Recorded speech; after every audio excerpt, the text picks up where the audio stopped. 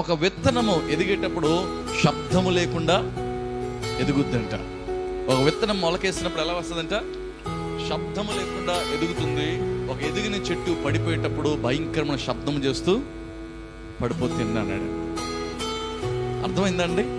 ఒక విత్తనము ఎదిగేటప్పుడు శబ్దము చేయకుండా ఎదుగుతుంట, చాలా సైలెంట్గా. మనం దాన్ని క్యాప్చర్ చేయాలంటే రాత్రంతా పగటి కాపలా కాస్తూ దాని దగ్గర ఏం చేయాలి? కెమెరా పెట్టుకొని చూడాలి ఎంతో జాగ్రత్తగా. విత్తనం ఎలా ఎదుగుతుందో మనకు తెలియదు.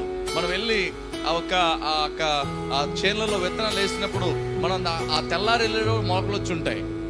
ఎంత సైలెంట్గా జరిగిపోద్దా, రాత్రి అది జరుగుతుందో పగలు జరుగుతుందో తెలియదు, కానీ ఆ విత్తనాలు ఎంత సైలెంట్గా మొలకలు వస్తూ ఉంటాయో అలాగే ఒక చెట్టు పడిపోయేటప్పుడంట పెద్ద శబ్దం చేస్తూ పడిపోతుందంట. ప్రియదేములారా, మార్టిన్ లూథర్ కింగ్ ఏం చెప్తాం అనుకోడంటే, మనము విత్తనములాగా సైలెంట్గా ఎదుగుతూ ఉండాలి అంటాడు. దేవునికి స్తోత్రం చెప్పండి. నీ అభివృద్ధి సైలెంట్గా ఉండాలి, నీ ఆశీర్వాదం సైలెంట్గా ఉండాలి. ఒకరోజు పెద్ద వృక్షంలా ఉండాలి, కానీ అదే వృక్షం పడిపోకుండా ఏం చేసుకోవాలి? నువ్వు కాపాడుకోవాలి. డిస్ట్రక్షన్ మేక్స్ సౌండ్ అంటాడు.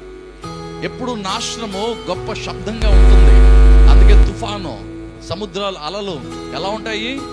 పెద్ద చప్పుడు చేస్తా ఉంటాయి లేదా కదా? చెరువుకు అలుగు వచ్చింది అనుకోండి, మన ఇంటి దాకా వినబడుతుంది ఆ చప్పుడు.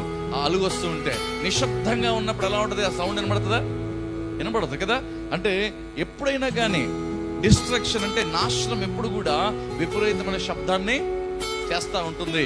కానీ ఎదుగుదల, ఒక మంచి వ్యక్తి ఎదుగుదల సైలెంట్గా ఉంటుందంట. వాడు ఎప్పుడు ఎదిగిపోయాడో తెలియదు, ఎప్పుడు గొప్పవాడైపోయాడో కూడా తెలియదంట. అంత జాగ్రత్తగా వాడి ఎదుగుదల ఉంటూ ఉంటుందంట. దేవునికి స్తోత్రం చెప్పండి. చాలా ఉన్నాయి. ఆయన ఒక మాట అంటాడు.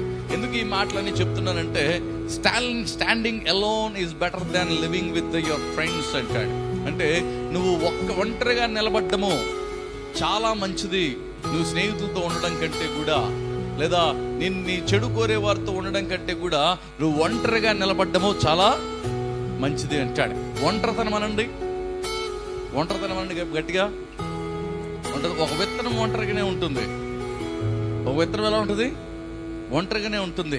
అది ఒంటరిగానే చిగురిస్తుంది. ఒంటరిగానే ఉన్నారనుకోండి, పక్కన వాటి ఏం చేస్తుంది? నెలగనీయకుండా చేస్తాయి. అందుకే ఆ విత్తనం ఎలా ఉంటుంది? ఒంటరిగా ఉంటుంది. ఈరోజు చెప్పిన ఒంటరి వాళ్ళు అయిపోయిన వీళ్ళందరూ, మీరందరూ ధన్యులు. దేవుడు మిమ్మల్ని దీవించునుగా. అక్క ఎవరి మా వాళ్ళందరూ వదిలేస్తారు, ధన్యుడివి.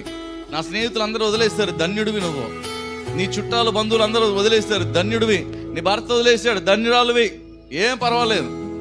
నువ్వు సైలెంట్గా దేవుడు నిన్ను ఆస్వాదించి పైకి తీసుకొస్తాడు. దేవునికి స్తోత్రం చెప్పండి.